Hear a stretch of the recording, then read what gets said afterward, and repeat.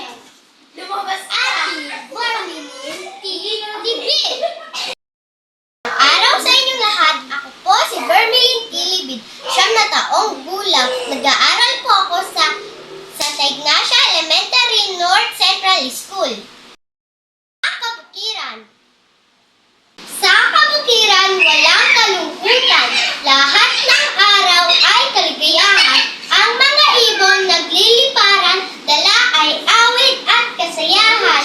Dahoy sumasayaw sa saliw ng hangin. Dulot ay sigla sa ating damdamin. Ang daloy ng batis nagbibigay aliw. Sa pagbuhat na puso, puno ng padimdim. Mga bulaklak na nagagandahan, dala ay tunay na kaligayahan. Ganito ang bukid ay aliwang taglay. Sa magbubukid, ito ay tuwa at buhay. Ang paa kay bilis, ang kamay kay gaan. Pinabubuti ang gawang anuman. May pusong malinis, gintong kalooban. Ang taglay na galak mula sa may kapal. That's it for today. Thank you for watching and follow us for more updates. Bye, Bye.